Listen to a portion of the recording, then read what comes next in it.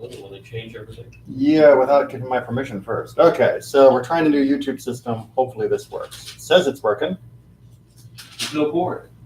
Oh, the board's over there. I think we're going to be able to make it without it, but I don't know what I'm going to flip in my hands though. So just have to try and talk with my fingers.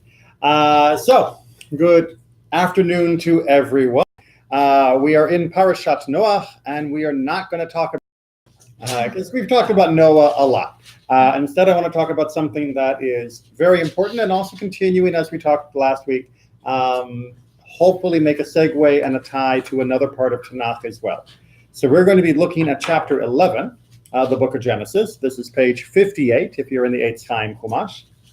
And chapter 11, Tower of Babel. It's time to babble a little bit.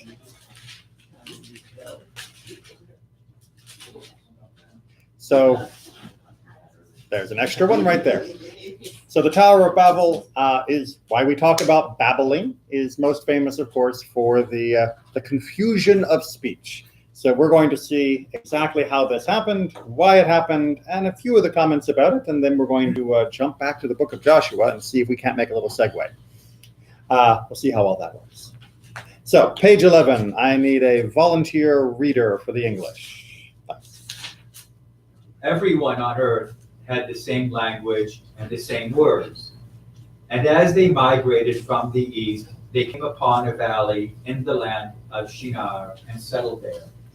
They said to one another, "Come, let us make bricks and burn them hard. Brick served them as stone, and bitumen served them as mortar." Right, this particular part of the world, you don't have a whole lot of big granite stones lying around, so they have to make their own stones, and that's all brick. All right, onward. And they said, "Come, let us build us a city and a tower with its top in the sky, to make a name for ourselves, else we shall be scattered all over the world." All right, so what's the objective of building the tower? So they not become scattered. All right, so one of the objectives seems to be that they don't want to be scattered. How does a tower prevent that? Keep it in one place. Because if there's a big tower, people won't leave? Well, you can always find your way back. All right, so one idea is that this was a landmark. Yeah. Right? If you are in a relatively featureless plain, then when you go off and you're doing whatever you're doing, or shepherding or whatnot, and you want to come back, it all looks the same. pretty similar. So unless you're really good about, noticing where the sun is or the stars and other things, having a big stick in the sky that tells you this is the way back to the city is kind of a helpful idea. So this may be a very, very pragmatic thing. Also, I encourage you, having built it together, you kind of stay together, you have cohesion. All right, there's also a communal aspect to this. Somehow the building process is also building community, that this is about unifying the people together in a way through the action, not only unifying them because they'll have a point for their compass to go to. I like this to say, in Hebrew, make a name for ourselves, Mm-hmm. to actually, so people will know who we are. Some civic pride, except there's a small problem with that theory. Who lives outside of this community? Right? If there's only one team in your National Football League, then who are you the champions over? Right? Who are you impressing if you all live together? That is a bit of a logical issue. However, nationalistic pride doesn't always rely on logic. Believing that you are the best because you made something better than what your ancestors had built is something that you can absolutely take pride in, even if there's no one that you have around to gloat over. But that connection of who may they be comparing themselves to is they might be comparing themselves to their ancestors, right? And we are now dealing with the generations that have come after the flood. And what might they be trying to accomplish that their ancestors couldn't? What happened to their ancestors during the flood? Right, they drowned. One guy got a boat, right? One guy in a family and a whole bunch of animals got a boat, right? Everyone else, how can you avoid drowning next time? Oh, to Well, make the climbing tower. the To make the Yeah. tower so they're above any future flood. That way Right. they don't have to worry about if God gets angry again and there's another flood. Anybody here ever visit a coastline that is frequently hit by hurricanes and see a number of buildings that are up on stilts, right? Here's our theory, And right? If God's going to flood the world every time we're bad, then what we have to do is build our house high enough that we won't get flooded. Problem solved. No. Well, But he said he wasn't gonna do that He again. said, I was gonna say, so he made a promise. if you're of the mindset that the way you need to prevent the world from being destroyed again is to build a bigger tower rather than live a good life, why would you assume God would keep his promises when you probably don't keep yours? Right? So many people that are liars, cheats, thieves, they tend to assume that other people are exactly the same as them. Right? So they're possibly, there's different opinions on their behavior here, but they are possibly looking for a way to avoid the catastrophe of their ancestors, not by changing their behavior, but by changing their architecture. Why would you build a boat again? Well, because you can't live in a boat 24/7. Right? The tower has other purposes, right? And then boats will eventually rot and all sorts of other problems. So, and also you can't live on top of mountains because there's no way to farm up there. So you build a farm, make your own mountain, and now bada bing, bada boom. And many of the commentators point to the fact that they're saying that the top is going to be bashamayim, the top is going to be in heaven. But this was meant as a giant single finger raised towards God, meaning the middle finger raised towards God, right? This is the ancient world insulting God by basically saying, you think you can destroy us? Ha ha, look what we can do. But his creation, Mm-hmm. and look what we're going to get. Or they were thinking, he's the creator. You shouldn't really give him issues, or give God issues. If only humanity always felt that way. If only humanity went, well, God did kind of make the whole universe. Maybe we shouldn't be being mean to God. Maybe we shouldn't be spitting in God's eye. Maybe we shouldn't be disregarding God's commands. The book would be a lot shorter if that was the human attitude. But unfortunately, humans, both intentionally and sometimes just because they're not trying harder, will often do things. And if you know that's a danger, then you'll build accordingly. Rather than changing yourself, change your material world. It's still the solution to this day. The number of people who live in areas that are routinely flooded and that routinely get rebuilt in the same place in the same way because, they didn't die last time. That's a pattern that continues all the way up until the modern world. Okay, so we've got... When it says you live in Tornado Alley, you shouldn't be surprised that there are tornadoes. Tornadoes are a little hit and miss, but living next to a river that floods routinely, and when it floods, wipes out everything in a certain area, which is easily met by the height of the area, that's not rolling the dice. That's just inevitable that the flood will come. Whereas tornadoes are a little bit more chancy. Sporadic, exactly. And they may hit my house, they may hit the next house. A flood's going to hit everything that's underwater. I mean, the point is, they're making a name for themselves. I'm going to live here no matter what. This is my place. Exactly. And no matter what. No matter how stupid it may be, I'm going to do this. Right. And we still have people, I believe I heard the governor had... California. I believe the governor just issued another warning to people that are currently not moving out of the way of the hurricane, saying, guys, 12 feet of water, you can't just say, I'm not going to move, and the water's going to go around you. That only happens for Moses. The rest of us, we get washed away. So you got to take these things into account. Onward. The Lord came down to look at the city and tower that man had built. And the Lord said, if as one people with one language for all, this is how they have begun to act, then nothing that they may propose to do will be out of their reach. All right. So is that a good thing or a bad thing? Well, from his perspective, it's bad. Well, so that's the thing. I mean, imagine you're a teacher and you're watching your class get together on a group project, and they all get together. They're working harmoniously, and they make the most amazing project you've ever had a class make. And you say, "Wow, if they can do that, they can do anything." That's usually like gold star. You know, this is hooray for my students. But they don't need you. Well, it could mean they don't need you, or it could be, but what are they choosing to do? Right? What are they Having choosing to make? having the capacity to do anything they want is great if what they want is good. But having the capacity to do whatever you want when what you want is bad is not good.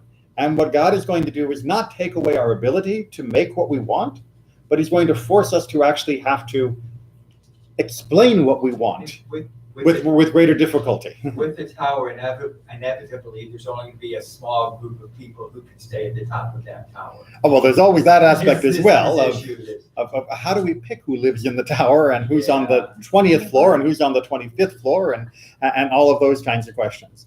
But you'll see that what God's chosen remedy for this solution for this problem is not to blow up the tower. It's not to kill the people like happened during the flood, but it's instead to say if they want to achieve things, they're going to have to actually overcome the barrier of communication so that they'll have to stop and think about what they're achieving. And hopefully that will give them a chance to weed out the bad ideas. But let's go ahead and get to that punishment. Let us then go down and confound their speech there, so that they shall not understand one another's speech. Thus the Lord scattered them from there over the face of the whole earth, and they stopped building the city. That is why it was called Babel, because there the Lord confounded the speech of the whole earth, and from there the Lord scattered them over the face of the whole earth. Okay, so we get a double mention there of God, take one and pass it along, of God scattering them, but it didn't actually say that God scattered them, or did it? I mean, it says that God scattered them, but it doesn't exactly say like the methodology, which is why we're going to pick up with Radak to help us understand that. Do we have enough copies? Okay, so we're on the first page of the commentary sheet and with Radak. Ready? Yep. God did not scatter the people by physically depositing them in different parts of the earth. By mixing up their languages, the people themselves started moving away from one another, in accordance with their ability to understand one another. Seeing that they were unable to communicate with one another coherently, their building project had to be aborted at any rate. The dispersal process was gradual, as methods of transportation were severely limited.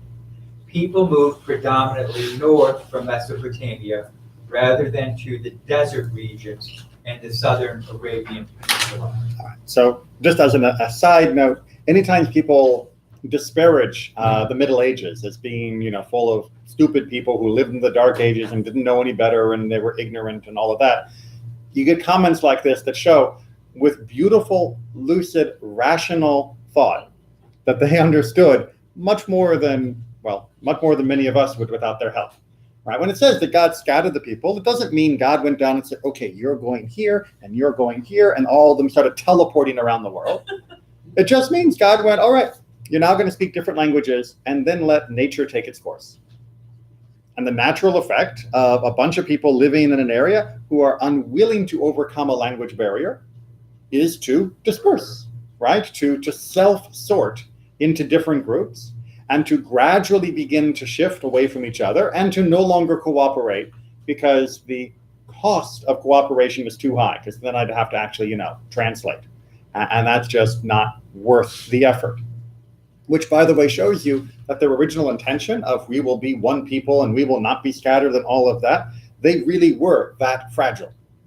They really were that vulnerable to dispersal. Because I'm willing to bet that if you were to take a group of people who wanted to stay together and you were to scatter them across the world and have them speak different languages natively, that if they really wanted to stay together, they would still be linked together. Hello, the Jewish people. Yeah. Right? We've been scattered all over the world. Most Jews speak natively a different language than other Jews. Many do also learn Hebrew to some degree. But we have fought hard, no matter where we went, to stay linked with other Jews around the world. These people, the moment there's like, well, hablo español, wow, I don't know what you're saying, I'm leaving. And it's like, what? These were your neighbors yesterday. These were the people you worked with yesterday. And now all of a sudden, because you have to, learn the difference between, agua and mayim, you don't want to be living together? And yeah, that's how vulnerable their society was. That is how fragile their community was. That's why they thought they needed this grand project to unify them, because apparently they were on the verge of falling apart even before this all began. Because otherwise you can't explain how easy it was. But there's a difference between physical proximity as represented by this tower and moral proximity as represented by the mitzvah, especially those that have to do with caring for each other. Just cultural connectivity.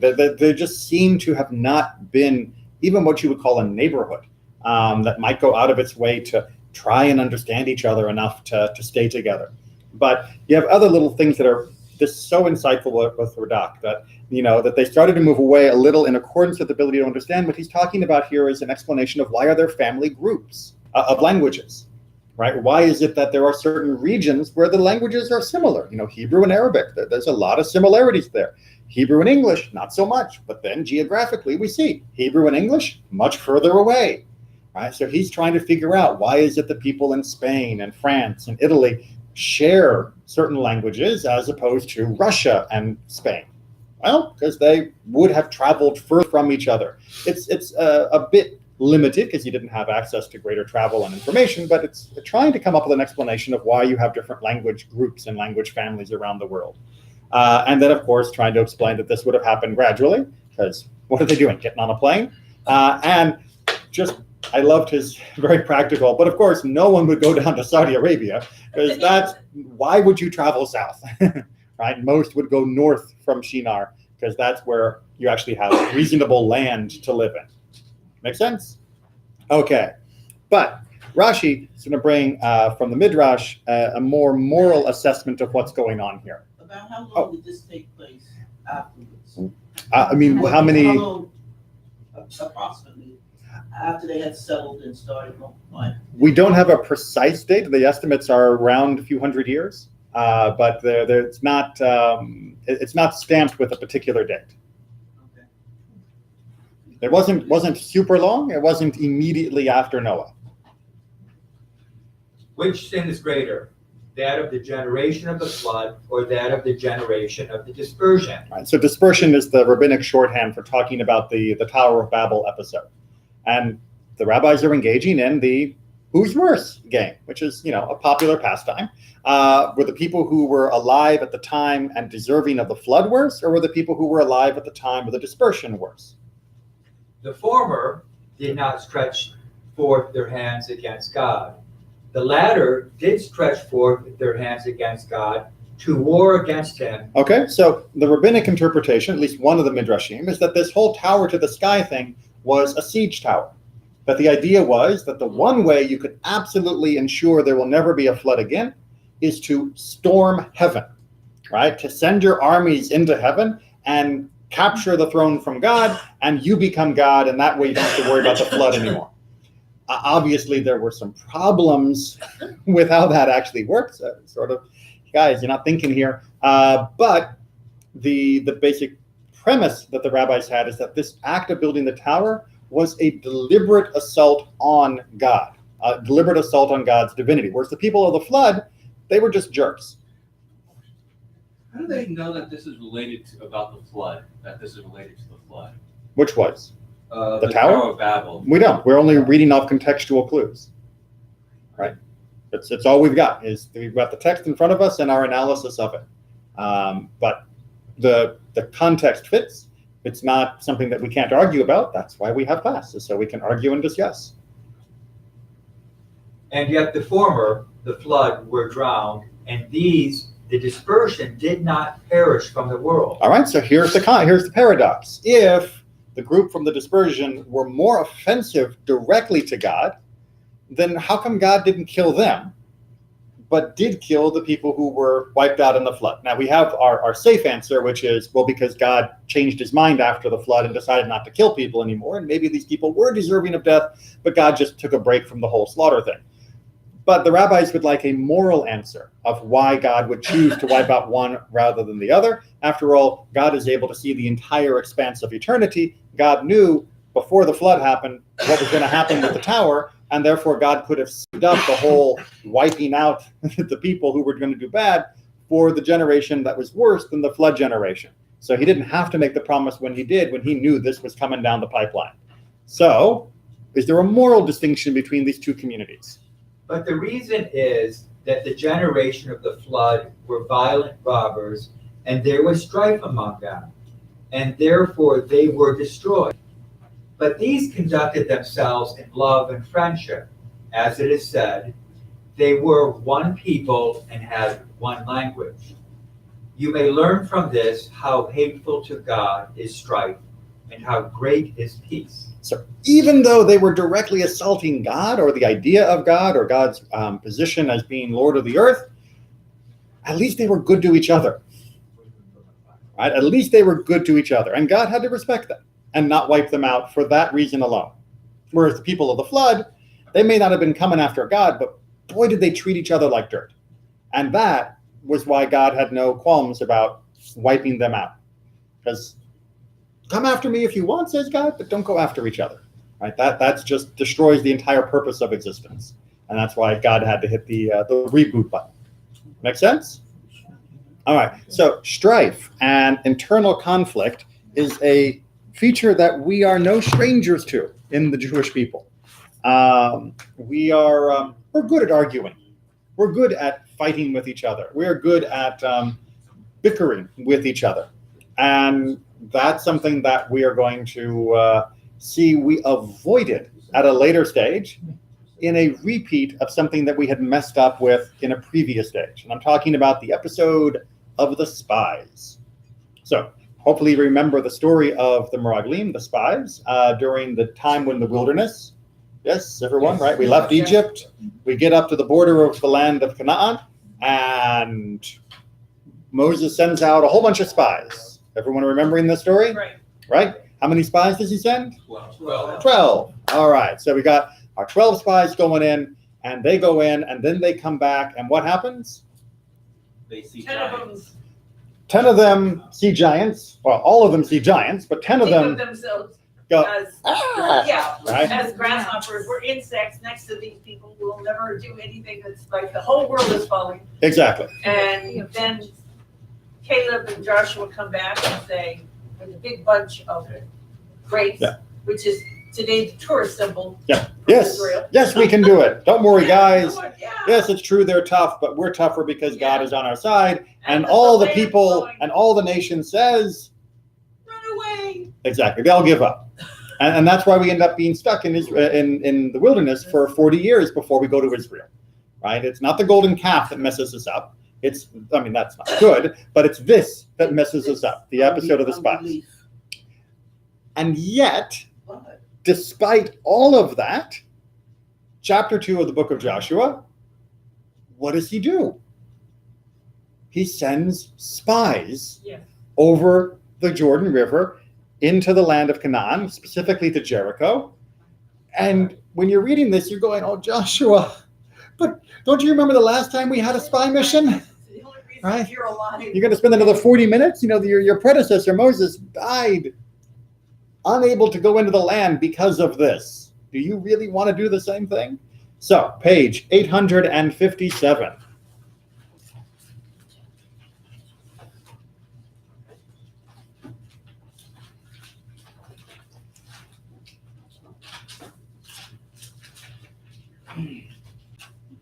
Okay, so this is a good story. This is chapter 2 of the book of Joshua, if you're playing the home version. Okay, so do you mind reading a little more? No. Joshua, son of Nun, secretly sent 2 spies from Shittim, saying, "Go, reconnoiter the region of Jericho." Okay, we're going to pause there, and we're going to get a little commentary by Rashi. Sorry, we're going to commentary about Rashi, but we're going to skip one. I put them in the wrong order on the page. So, do you see the commentary at the bottom where it says cheresh? Sure, yeah. Yeah, cheresh. Perish. In secret, this is the translation of Targum Yonatan. He said to them, pretend to be deaf mute, perish, so that they will not conceal their activities from you. All right, so it's a rather unusual word that's being translated here as secret, at least in biblical Hebrew, right? And so the same word could also mean being a deaf mute, right? Somebody who can't hear, can't speak. And so the question is, what is Joshua actually doing here? And the first explanation by Rashi is he's giving them spy advice. When you show up, pretend to be deaf and mute, and then people will talk in front of you like you don't exist. And then you'll be able to find out what's really going on. Make sense? Yeah. Yeah, it's not a bad system, Not a bad right? If you show up and you got a little sign that says, I am a deaf mute, and you're begging or something, people were like, yeah, whatever. So anyway, did you hear about those Israelites? I'm really afraid of them. And they can sit there and, write down their notes on their clay tablets. Those are the best spots. I had a professor, she worked in the French underground resistance, and she had polio as a small child. So she, at the age of 12, she's this little crippled girl, and she'd go around, sit around, and listen to the Germans and learn everything. Yeah, and she spoke German. Right. You don't want James Bond as your spy. Right? Yeah. Sean Connery walks into the room, and everyone goes, "Look at him!" Right? This is not like spy work, right? The spy should be the person that you don't think is a spy, not the guy who looks like the most spy guy you've ever seen, that you're going to think he's a spy even if he isn't. And first of all, how come he never has a pseudonym? Everywhere he goes, he says, "Hi, I'm James Bond. I'm a spy." It's like the first rule of being a spy is you don't tell people your real name. Sorry, that's just a pet peeve on the James Bond franchise. It's just everywhere he goes, he tells his real name. Yes. Come on, guy. I'm James Bork. I'm James, Barnacle. I mean, something. Maybe that was never his real name. Maybe that was his pseudonym. But then he's got to use a few different ones from time to time. Anyway. James Bond. Yeah, and he even drives it home with his silly delivery. All right, so that's one option. Another explanation, translate Peresh as Perez, meaning pottery. Therefore, load yourself with pots in order to look like pottery salesmen. Right, because why are you wandering around, Well, because you're selling pots. Got to have some reason. You can't just have two guys show up at a city that, hello, where are you from? Why are you here? It's not like nowadays where people could just, drive into Orlando and there's no one checking. Jericho in particular, big walled city. You had to have a reason to come into the city. They weren't just letting anyone in. So these are both explanations. There is a third explanation of what it means, which if you go back to our translation, they actually give it to us with the adverb if we think about it. It says, Joshua, son of Nun, secretly sent 2 spies. The word secretly is redundant if you think of it in the traditional sense. Because who doesn't send spies secretly? Hello, Russia. Yes, we're sending over 2 spies on the next flight from New York. I wanted to let you know, of course you send spies secretly. Who was he keeping them secret from? Not the Canaanites. Obviously, he was keeping them secret from them. He was sending them secretly from the Israelites. Right. Remember that whole problem with Moses? Right. Whole problem with Moses is there was a big public to-do. All right, guys, we're all going to send our top guys from all the tribes. Everybody, let them go. Hey, cheer our brave heroes as they go off to spy. And now when they came back, they had to give the report publicly. This is Joshua's way that if they come back with a report he doesn't like, he can just bury the report. Instead of publicly sending 12, he secretly sent 2. 2, exactly right. This is his learning from what happened with Moses. So This is a learning curve. very smart man, Joshua. But what is he learning? Because he's still sending spies. Moses sent spies. The land is already promised, and we already know that they have it. So excellent question, both for Moses as well as for him, which is if God is on your side, if you've got the secret bazooka known as God power, why are you spying? Because there are ways of taking the land and there are ways of taking the land. And we know that no matter how we take the land, there will be casualties. There will be difficulties. So that means we need to take the land. in the way that makes the most sense. We still have to be rational about this. You're not going to see the Israelites walking on the battlefield naked, just saying, God is going to protect me, and walking towards their enemies. They have armor, they have shields, they have spears, they have strategy.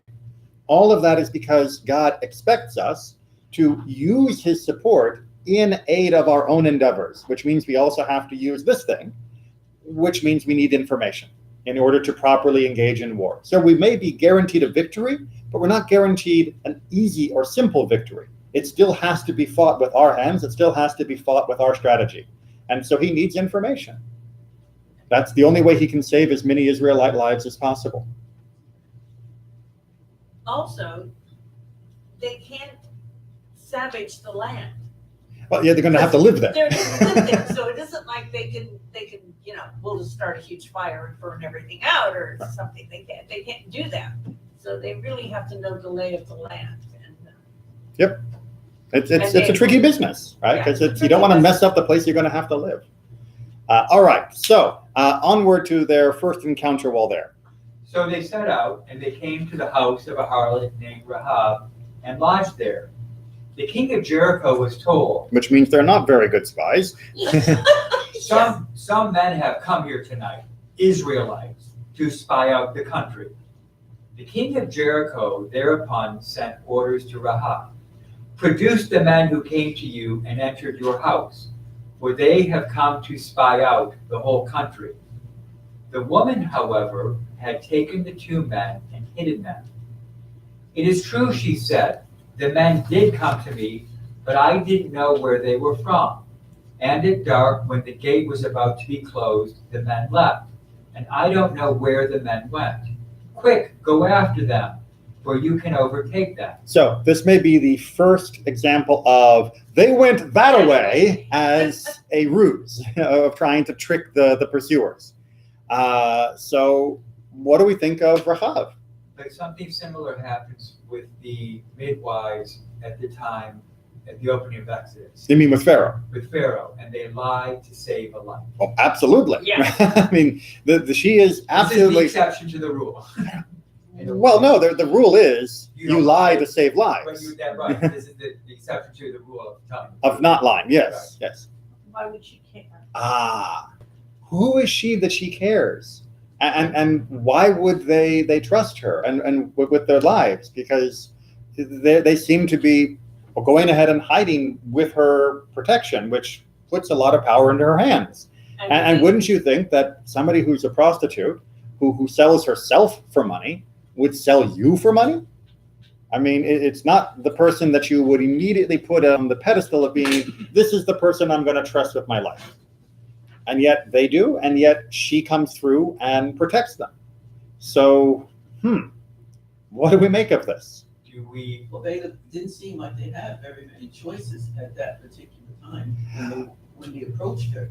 But why did they approach her? Because they were told to approach her.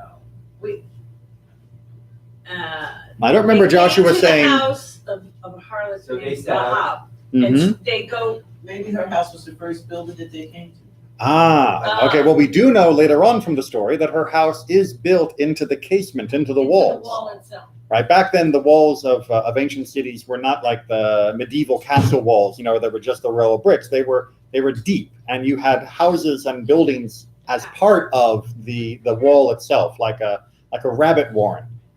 So she is in the wall because she's eventually going to hang down a red rope that they'll see during the siege of Jericho. So she is a good person to go to if you want to check out the walls. And she's somebody who would get anonymous male visitors. And who would know what was going on. And who would know what was going on, right? Isn't there a tradition also that she is an Israelite? There is a tradition that she converts, but not that she is an Israelite. But she fears the God of Israel. Is she a God? Can we infer that she fears God? Let's not infer that. Let's read that. Okay. So quick now. She had hidden them. Go down to verse 8. The spies. Okay. The spies had not yet gone to sleep when she came up to them on the roof. She said to them, I know that the Lord has given the country to you, because dread of you has fallen upon us, and all the inhabitants of the land are quaking before you. For we have heard how the Lord dried up the waters of the Sea of Reeds for you when you left Egypt, and what you did to Sihon and Og, the two Amorite kings across the Jordan, whom you doomed. When we heard about it, we lost heart, and no man has any more spirit left because of you.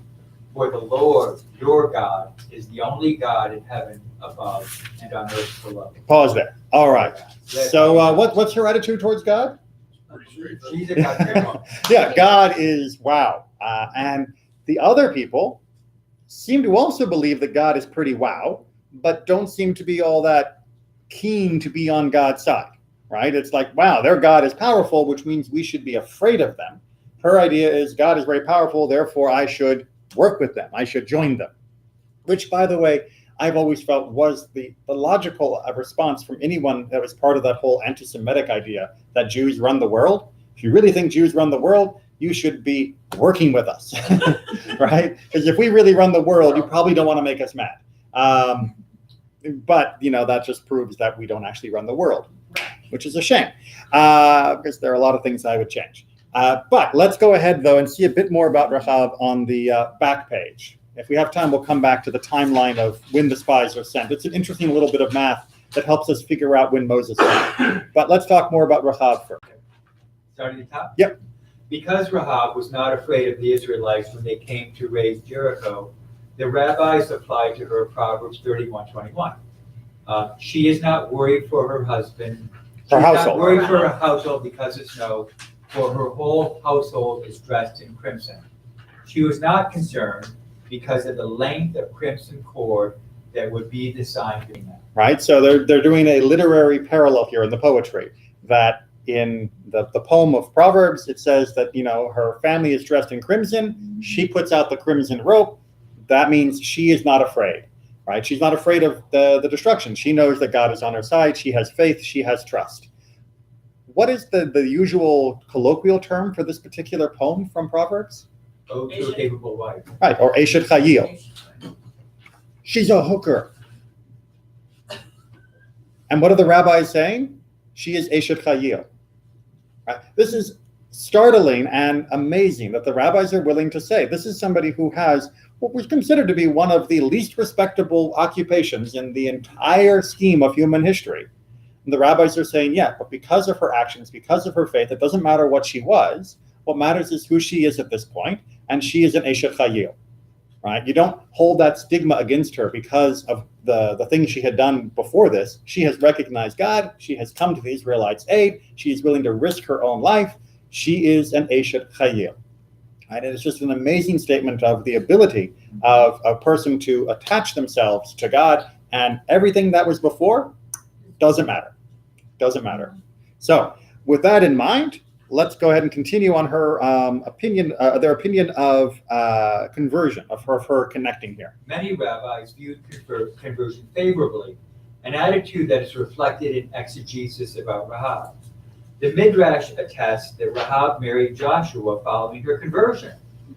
8 Kohanim, who were also prophets, were descended from her: Jeremiah, Hilkiah, Seraiah, Mashiach, Baruch, Neriah, Hanamel, and Shalom.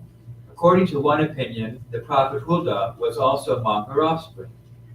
Other traditions also include Ezekiel, son of Uzi, Sephre Zuta. In another exegesis, God showed Moses before his death, through the spirit of divine inspiration, the line of prophets that would issue from Rahab. All right, so not only is she able to dump her past and become this righteous person, we can see that she merits to have all of these people come from her that will be righteous and leaders of the people of Israel. So it's not just, okay, it's good that she got rid of the bad. She's able to literally rise to the top of a lineage that will be, hard to compare to anyone else's lineage. And that is who she is. We think of Ruth, and the contrast is Good here, comparison, yes. she's willing to lay down her life, Mm-hmm. and she quite literally puts herself in danger to save the the Israelite land. Absolutely, repeatedly. Repeated, yeah, Yeah. Ruth, that is something, a merit that Ruth herself doesn't have, even though Ruth has many merits. I mean, we can debate whether or not Ruth was risking her life by coming back to Israel, because there may have been no place for her there. She had more security if she returned to her family's home in Moab. But it wasn't as there are people with swords and spears kind of risking her life. So it was in one way more of an upheaval, and another way it was less. In this way, though, however, Rahab is betraying her entire city. She is betraying the entire nation. And she's doing it because she believes it's the right thing to do. And she has a certain spunk in her too. I mean, people come to her. I mean, the king sends people, the military, to come to her, and she's standing up to them. And Yes. you know, she doesn't flinch. No. She's a really. And we're going to talk a little bit more about that part of her character in a second. But there's one other thing I want to draw your attention to this, which is she's Canaanite, right? She is a Canaanite woman. The Canaanites were proscribed, right? They were under sentence of death or slavery. With the conquest of the land, the Canaanites were not going to be allowed to just live as our neighbors, right? It wasn't like when we got to the border, if the Canaanites had simply said, "Oh, there's plenty of room for all. Come on in, Israelites, welcome home," that we would have said, "That's great." The rules of the Torah were that the Canaanites, and only the Canaanites, very important distinction, which we've talked about before, the Canaanites were slated for destruction, slavery, or dispersal, not for making deals with. But she wasn't trying to make a deal, because she didn't ask for anything, just for the life of herself and her family. But she wasn't asking for goods or. But even the life of herself and her family as being free citizens is something that one way of reading the Torah would have said was off the table. And I'm sorry, can't offer you that, says the spies. You guys are all going to have to either leave, die, or be our slaves. And she's just saying, no, just spare us. She just wanted to run away. She could have run away. She seems to be willing and to work with them, and they're willing to work with her, which shows that there's more nuance to how the settlement of the land actually took place. It wasn't a door-to-door extermination, that there were conversations, there were relationships being formed that were positive, even as there were also relationships that were formed that were negative and led towards idolatry and other problems. Okay, but more about Rahab, this time coming from the Talmud and Zvachim mostly. And it came to pass, when all the kings of the Amorites that were beyond the Jordan westward, and all the kings of the Canaanites that were by the sea, heard how that the Lord had dried up the waters of the Jordan from before the children of Israel, until they were passed over, that their heart melted, neither was there spirit in them anymore because of the children of Israel. Now, so that's taken from Joshua chapter 5, right? Which is just as this moment in the book of Joshua, we're hearing Rahab talk about how everyone was terrified of when we came because of the parting of the Sea of Reeds. Here, we have the crossing of the Jordan, which was also by a parting of waters, terrifying the later kings and cities of Canaan that we were attacking. So this is after Jericho has fallen, but we're finding out that there are new reasons why the rest of them are unhappy. Good, but then we're going to compare. And even Rahab the prostitute said to Joshua's messengers, "For we have heard how the Lord dried up the water of the Red Sea before you." Right, so there's a parallelism between her words and the later words, the later feelings of the other Canaanites. However, the Gemara never just lets a good parallelism go. It's got to ask. The Gemara asks, what is different there? I.e., with regard to the splitting of the Jordan, where the verse states, "Neither was there spirit in them anymore." And what is different here? That is in the statement of Rahab, where the verse states, "Neither did there remain kama, any more spirit in any man." All right, so there's a slight word change between the verse in chapter 5 and the verse here in chapter 2. And they want to know, why is that word kama used in this verse? Onward. The Gemara replies that Rahab used this phrase euphemistically to say that their fear was so great that their male organs were not even able to become erect, as kama also means rise. Right, so how terrified are they? Ask a prostitute, because she'll tell you they're not doing anything anymore. Right? They are unable to perform because of their fear. Right? They are so terrified that is unable. And yes, there are a number of double entendres throughout this entire section that have to do with the strength of the walls of Jericho, the melting of their courage, that can easily be read through that lens. That they have been unmanned by their fear of the Israelites. And who better to know that than a prostitute, right? Because it wouldn't just be her husband that wasn't able to perform, it's all the guys who come to her are not able to do anything. What? No.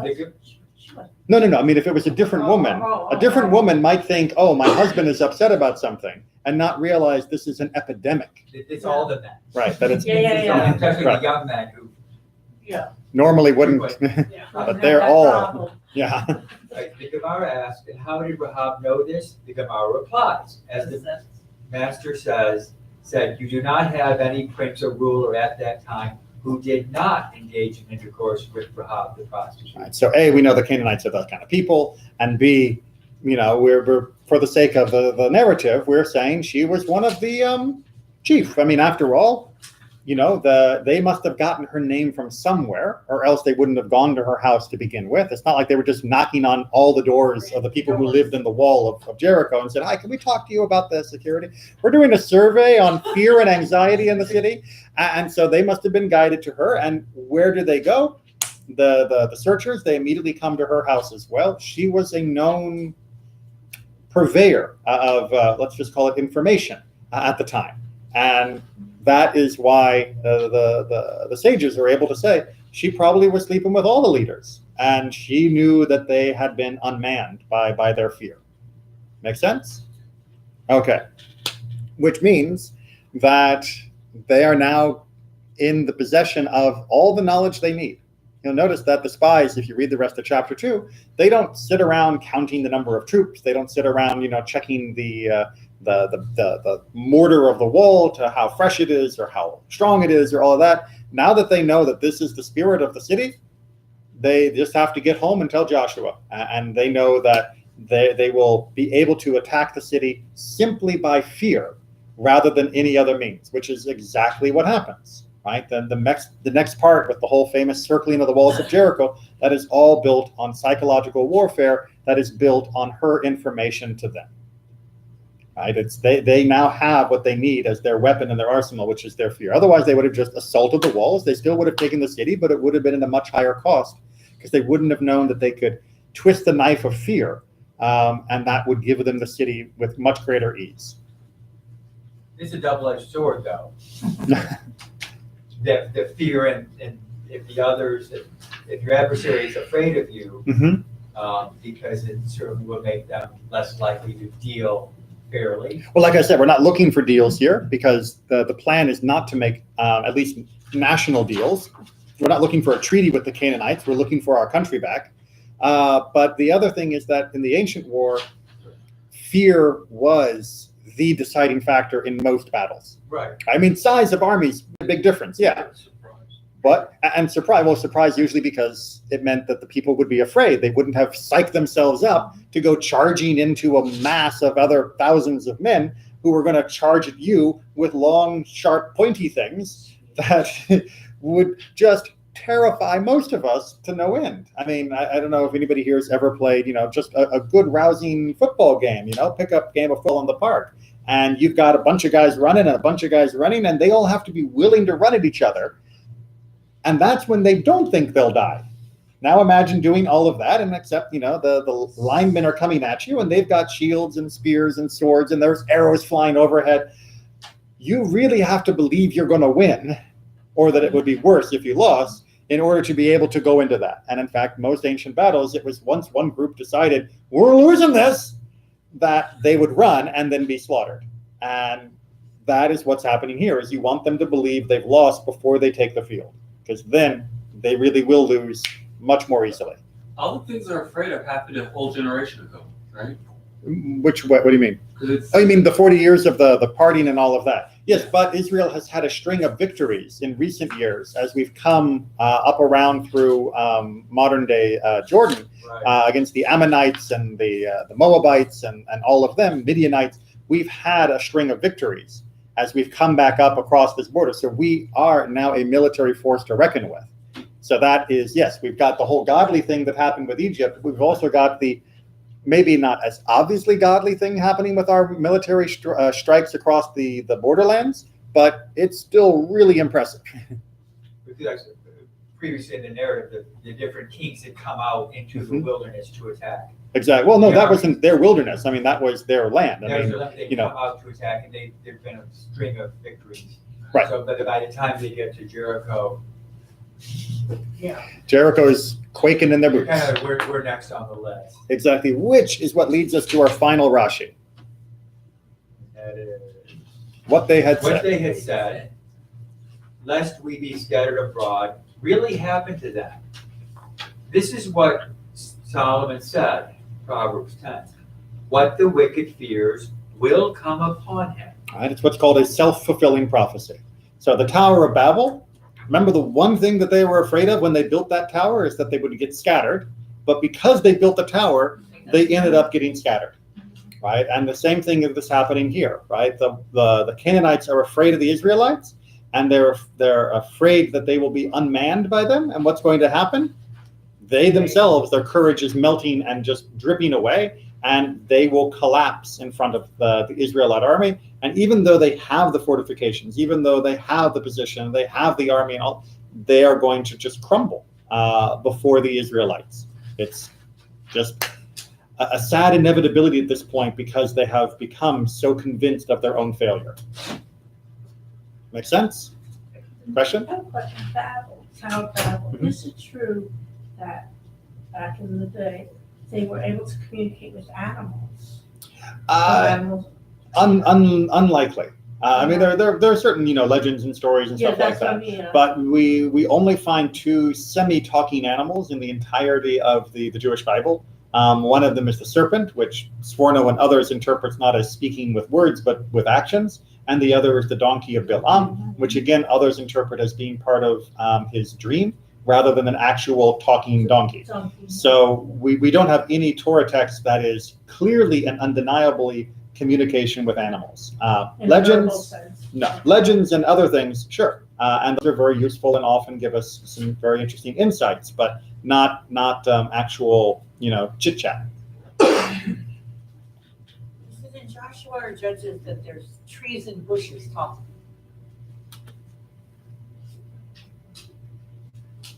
I'm going to draw a blank on that one. Okay. Yeah. There's the thorn bush and the. Oh, you're talking about when they're talking about who's going to be the new who's going to be the new king, and they're Yeah. Yeah, but that's a parable.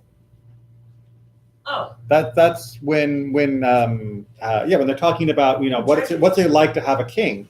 That's a parable, and that's actually I believe in the book of Samuel. What you're referring to, we can look it up, but I'm pretty sure what you're talking about, and that's not actually like us listening to a conference call of botany. That's a parable that's being used. All right. Rahab married Joshua. Joshua wasn't married before that time. Well, we don't have any statement of who he's married to, and it seems in the eyes of the sages that this would be a fitting match because it's not right for Joshua not to be married. So this is who the rabbis thought would be a good match for him, and it's also a way of them making a good match for her, of trying to say she needs to also be praised by our story. So who can we marry her to that everyone will say that proves what a person she was, what a good person she was. You got to go to the leader, and that also helps prevent too much talk of, well, she used to be a prostitute. It's like no one's going to say that about Joshua's wife. Well, they might still because they did about Moses' wife, but at least it's These names of these prophets, doesn't it say like